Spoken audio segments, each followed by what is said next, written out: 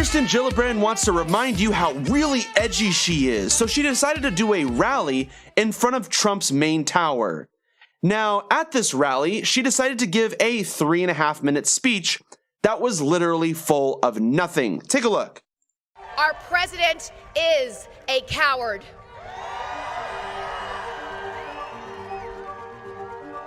Look up at that tower, a shrine to greed, division, and vanity. Now, look around you. The greater strength by far is ours. President Trump is tearing apart the moral fabric of this country. He demonizes the vulnerable and he punches down.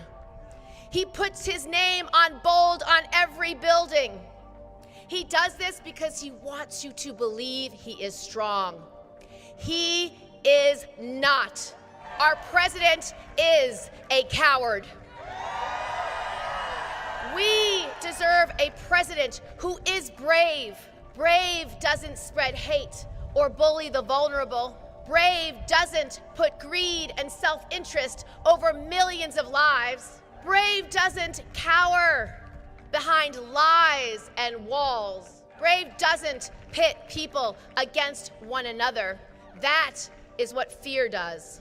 Day in and day out, Americans are making a choice to resist the backward pull of this administration and pushing us toward a better future.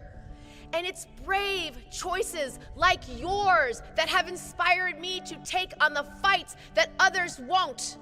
It's because of you that I've chosen to be brave too. Because the people of this country deserve a president worthy of your bravery. A president who not only sets an example, but follows yours. Your bravery inspires me every day. And that is why I am running for president of the United States. But I am not running for president because of who I'm fighting against. I'm running for president because who I'm fighting for.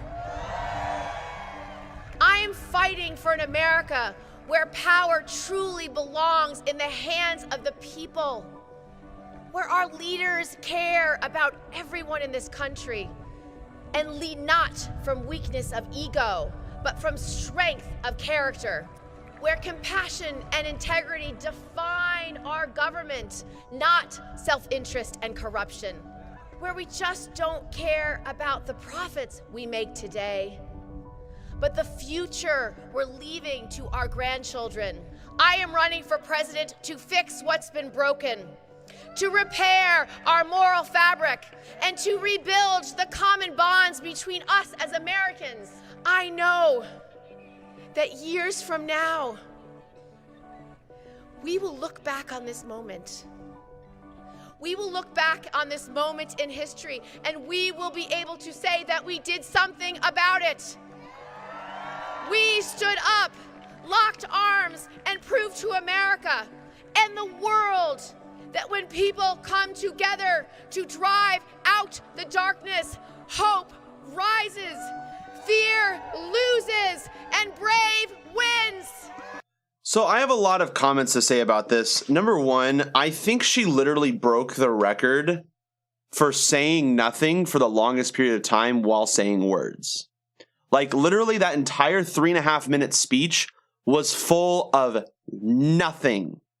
Not one policy was proposed other than we have to stand up against Trump. And I'm not actually saying that I'm running for president because I want to stand up against Trump. What I'm really saying is that I am standing up for you because we're going to stand up to Trump together. Wow, the amount of platitudes that she put in there, she literally broke Hillary Clinton's record. Like, I don't understand what she's doing. Like, this is like the worst strategy you can pull. Hillary Clinton's strategy didn't work, guys. I don't understand why she thinks she can win this. Gosh, she's so terrible. But on top of that, there's a bigger issue that we need to talk about. I know a lot of my audience might not be familiar with Now This, but Now This I'm honestly disappointed in them recently. Over the last like couple years, they've been doing a lot of things that I think are incredibly detrimental to the progressive community. Now, this is obviously a slightly democratic progressive platform, Facebook channel, whatever, that decides to post like every 5 minutes and do a bunch of live feeds. They're pretty good at doing that, but they're not really good at really standing up for politicians that are true progressives. And Kirsten Gillibrand is a perfect example of that. So on this post, with this speech specifically, it was basically now this promoting Kirsten Gillibrand. Like the lingo and the verbiage used on this Facebook post was basically like, Kirsten Gillibrand's running for 2020 and she's a really good candidate, really consider her. It's like, no, she's not. And now this has done the same thing with Cory Booker, with Kamala Harris. And I just don't understand what now this is doing, because like, it's not like they're bought out or anything. It's independent media. It's progressive media. But I think they're just not very understanding of what progressive really means and who the progressives really are. So they'll do a bunch of videos on like the Green New Deal, for example, but then they'll promote politicians who don't support the Green New Deal or Medicare for all, et cetera, et cetera. So I think that's the bigger problem here, but let's be real. I do want to give like 30 seconds of my time of day to Kirsten Gillibrand and saying this. She's a complete waste of time. Her rallies mean nothing. Her last social media post about her lifting weights because she's so edgy, brah, and that she can lift and that she wears a shirt about ranch or whatever because, you know, she's not like rich or anything, even though she is. It's just like I don't understand what she's doing. Obviously her campaign strategy is going to make her lose, and I hate that so many media outlets are promoting her when she shouldn't be promoted at all.